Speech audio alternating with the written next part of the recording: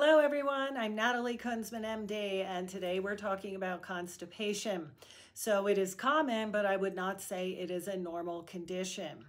If I could promote the prototype of a constipated person, I typically think of somebody who's sedentary, dehydrated, stressed out, not observing a low fiber diet, potentially traveling, and not exercising. So I wonder if that is any of you folks.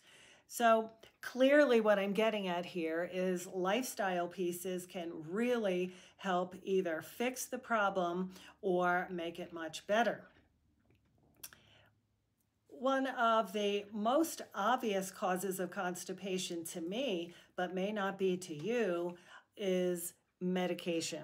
And there are some patients who are on a lot of medications, but there are some simple medications and over-the-counter medications that you may not have thought was promoting the problem.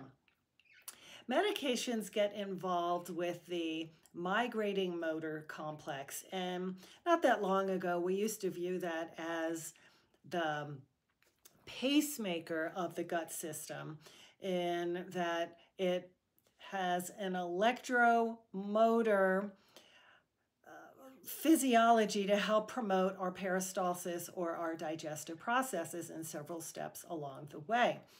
It is complicated, so it's a little bit difficult just to say it's a pacemaker, but it does revolve around some nerve conduction and several hormones such as motilin and gastrin and CCK, which will then affect the muscular layer around the intestinal tract or around the stomach, and it will occur in phases such that there's 4 different phases, and each one of those phases can be anywhere from 90 to 180 minutes long. And this MMC is best functioning in between meals. So we need to have some time in between meals for this to occur effectively. Now, these medications may get on board and interfere if it affects some of the hormonal issues or the neuronal issues. Narcotics are number one.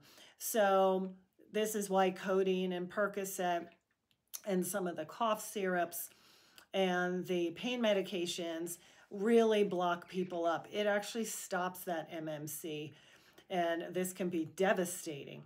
Antihistamines. These are over the counter. We think that they are simple, but they work on double duty, that they may dry out the stool while they are affecting the MMC. There are old school antidepressants, and there are some new antidepressants that can affect the MMC and bind us up.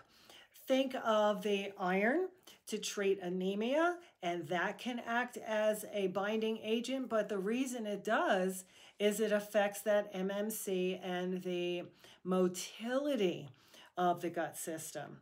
There are some anti-inflammatories, and that's very commonly your Aleve or Advil family that can do this. And some of the anti-anxiety medicines may do this. And of course, this is not a comprehensive list, but something that I need to go through when I'm consulting with patients with gut issues, in particular, some of those patients who are constipated. We also can have a functional disorder of that ileocecal valve. And again, that ileocecal valve will help promote contents coming from the small bowel into the colon. If it is blocked up, not working well, or several of the other issues that can cause its dysfunction, the stool cannot actually propel forward. And if it cannot propel forward, this again can cause some constipation.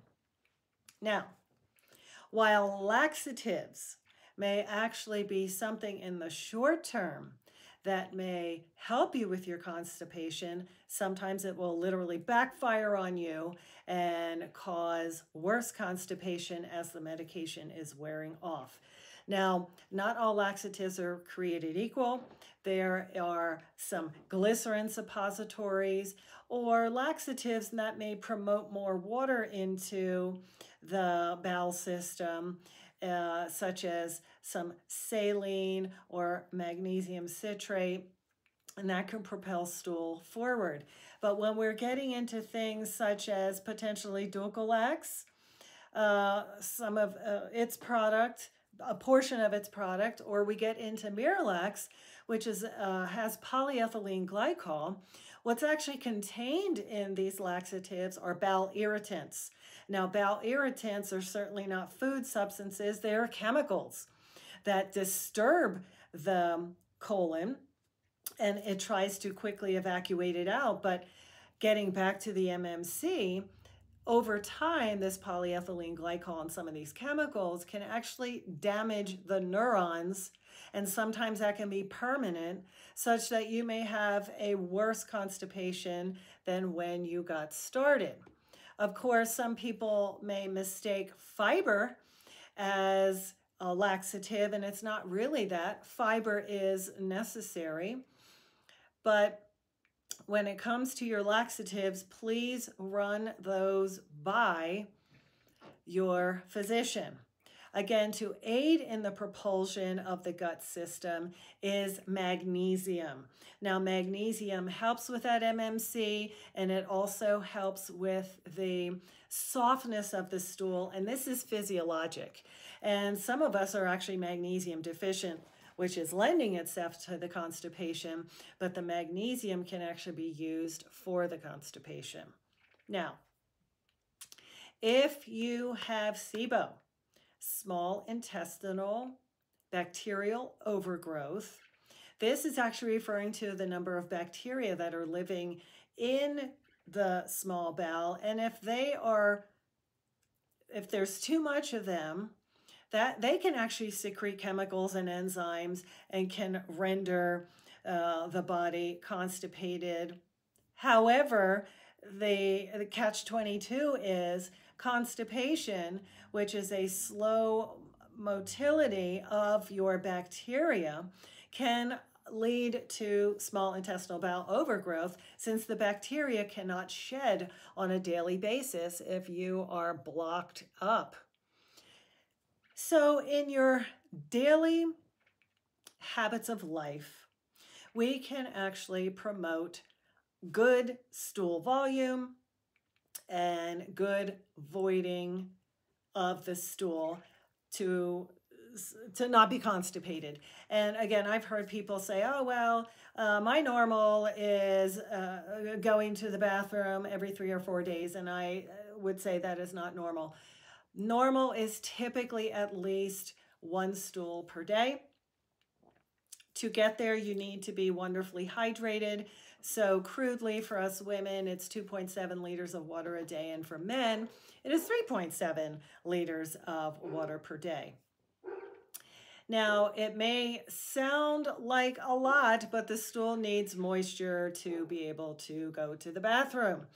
Now, when people are on the run or traveling, you actually need some time to sit down and allow the MMC and allow the defecation process to happen. So some of us cannot literally poop on the run. You need some time to be able to void. That being said, exercise is imperative, and I guess it's kind of in its own category to help maintain all other functions of the body. And going to the bathroom of a number 2, this is imperative because it improves circulation, and it also helps mechanically with the stool to propel, and the increased heat of exercise will promote the neurologic stimulation to the intestinal tract.